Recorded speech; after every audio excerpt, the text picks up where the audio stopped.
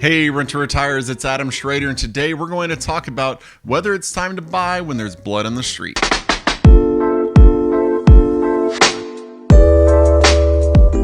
Alright, before we get started with today's episode, let me remind everybody, please subscribe to our YouTube channel, click the notifications bell.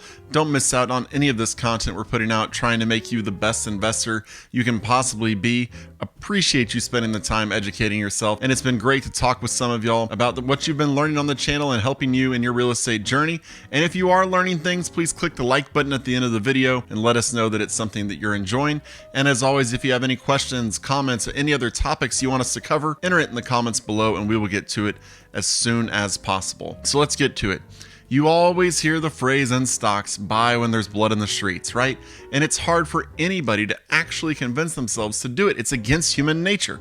You know, when everybody wants to think you're going to buy when prices go down, but when prices go down, it is scary. Well, when I say there's blood in the streets right now, you think, prices aren't going down. Prices aren't plummeting, Adam. How is there blood in the streets? And the simple fact is, if you look around today, I was just reading an article the other day on CNBC that was saying a record low number of buyers are saying that now is a good time to buy a property. 69% of people who were polled said now is not a good time to buy. So what does that mean?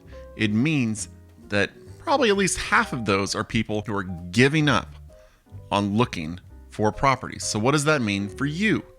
Well, for you, what that means is you have a large chunk of people who were interested in buying, who did want to get out of the renter pool, who now are not getting out of the renter pool. Now, I know we talk about how the supply of renters is growing as home prices increase and as mortgage rates increase, but the fact of the matter is, blood in the street in this situation is lack of home buyers. Even with prices continuing to rise, lack of home buyers and increase in renters is only beneficial if you actually own rental properties. And it is beneficial if you own more rental properties. So that is why it is still crucial in today's environment. There is blood in the streets, and that blood is simply put, people are not buying homes or are scared to buy homes. And so as people are scared of buying homes and they back away, it is time for us as investors to step up and provide the housing. But as I was saying, you can't be in there providing the housing if you're not buying the housing. There is blood in the streets, and the blood is people saying, I don't want to buy right now. I'm scared to buy right now. And we can just walk in there with our rental properties and go, shh, it's okay. You don't have to buy right now. It's fine. I've got this property right here that you can rent and be perfectly happy in for the next few years as you get over your fear of buying a house. And then later, maybe a couple years down the road, when I'm ready to sell in 1031 exchange, you can buy it from me. Or you can leave and go buy a house somewhere else and I'll rent to the next person. There is some blood in the street, but you need to reframe your mind. Blood in the street doesn't necessarily just have to mean housing prices are plummeting, because they're not. They are not. And based on everything that's going on in today's world, they're not going to be. But you need to look at what's going on out there and seeing that people are starting to be pushed away by the rising rates, by the rising prices, and realize that you, if you're going to take advantage of this opportunity, need to get in there. Need to be the person providing them with the place to live that is not the home that they own. Because if you don't own a home, you have nowhere for them to go, and you are missing out on the opportunity that they are begging you for. They are saying, I am not comfortable buying, I want to rent. And if you don't have a rental property, there is nothing you can do for them, and you are just leaving money on the table. And you're leaving money in your bank account, which in today's inflationary world is not the place you want to have it.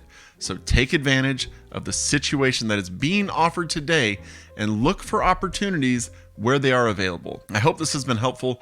Use the stock market advice for rental properties. It applies in this situation. It is hard to buy in times like this, but just look at the deal and see if it makes sense. And if the deal makes sense, you jump on it. Doesn't matter if the price is $100,000, $150,000, $300,000. If the numbers work, hey, you're in a good place. So I hope it's been helpful. If it has, please click the like button. Let us know that you appreciate it. Don't forget to subscribe to our channel, and as always, if you have any questions or any comments, or if you want us to make any other videos, leave it in the comments below and I will get to it as soon as possible. Check us out at renttoretirement.com. You can see our inventory and a whole host of properties that make a whole lot of sense for investors right there. You can schedule a call with one of our investment strategists like myself, and we will talk to you about what you're doing with your portfolio, what you want to do with your portfolio, and find a roadmap to get you to where you want to be. That's renttoretirement.com. Really appreciate the time you spent with me today. See you on the next video. Thanks for watching the Rent to Retirement YouTube channel. Check out some of our other videos, like this one, or this one here.